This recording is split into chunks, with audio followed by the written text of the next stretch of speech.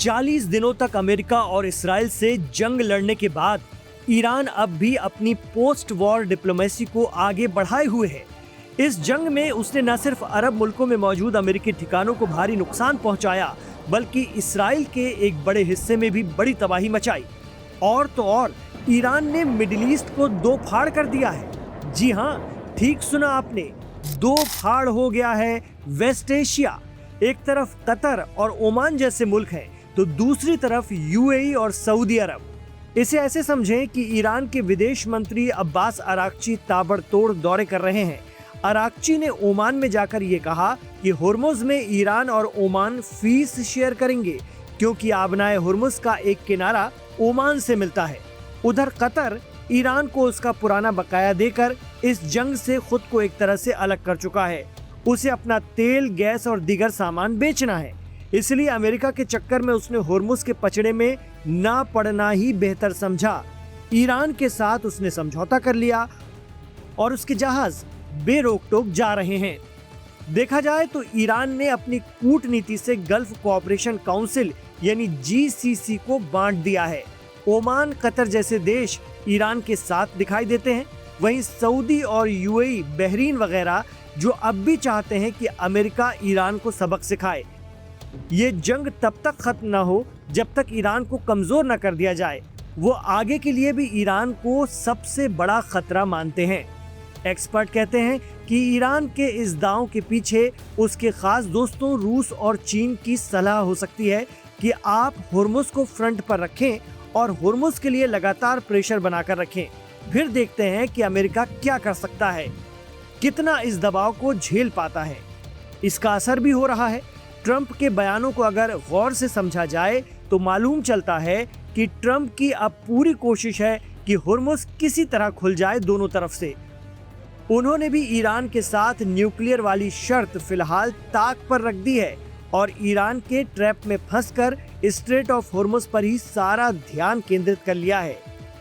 Iran के नए supreme leader के निर्देश पर विदेश मंत्री अब्बास अराक्ची इस जुगाड़ में लग गए हैं कि अगर रीजनल सिक्योरिटी बरकरार रखनी है तो अमेरिका को किसी भी तरह से बाहर करना होगा।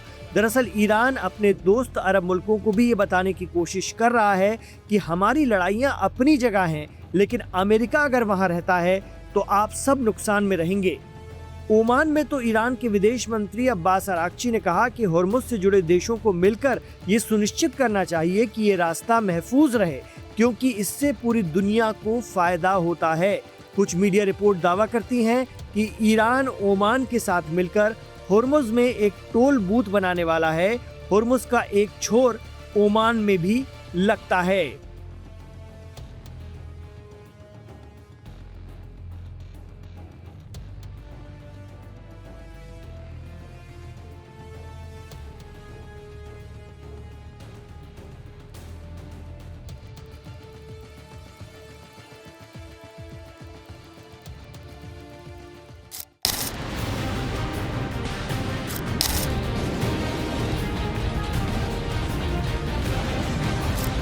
अमेरिका कमजोर पड़ गया है, यह कहना आसान है, लेकिन हकीकत इससे ज्यादा पेचीदा है।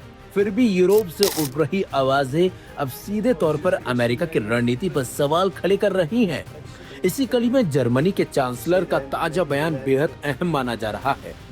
फ्रीडरिक मर्ज ने साफ शब्दों में कहा कि अमेरिका जिस टकराव में उलझा हुआ है, उससे बाहर निकलने का कोई स्पष्ट रास्ता दिखाई नहीं दे रहा। यह बयान सिर्फ एक टिप्पणी नहीं, बल्कि ट्रांस अटलांटिक रिश्तों में बढ़ती बेचैनी का संकेत है।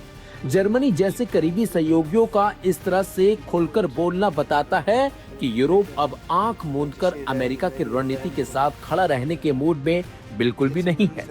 मर्ज का इशारा इस बात की ओर था कि अमेरिका संघर्ष में सक्रिय तो है, लेकिन उसके पास एग्जिट प्लान नहीं दिखाई दे रहा। किसी भी सैन्य रणनीतिक टकराव में यह सबसे बड़ी कमजोरी मानी जाती है।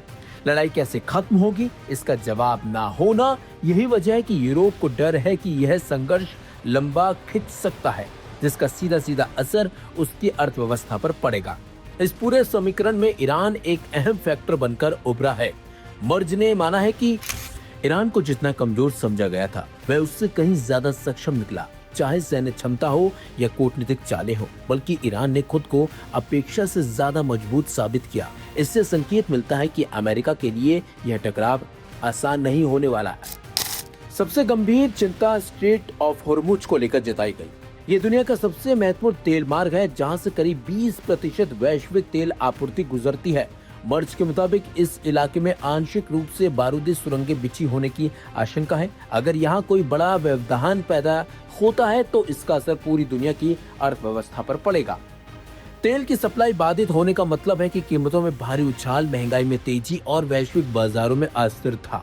भारत जैसे देश जो ऊर्जा के लिए आयात पर निर्भर हैं, सीधे तौर पर प्रभावित होंगे।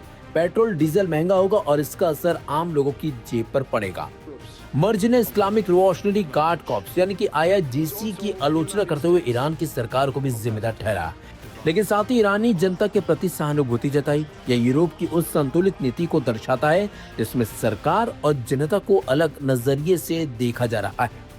अंत में पूरा घटनाक्रम एक बड़ा संकेत देता है कि यह टकराव अब सिर्फ यूनाइटेड स्टेट और ईरान तक सीमित नहीं रहा।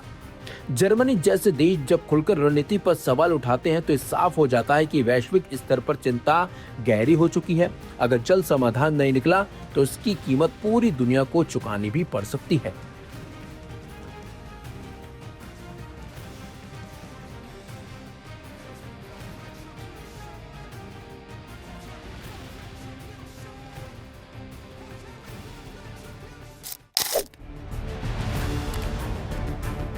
इजराइल की गलती और पूरा मिडिल ईस्ट फिर से आग के मुहाने पर खड़ा हो गया है।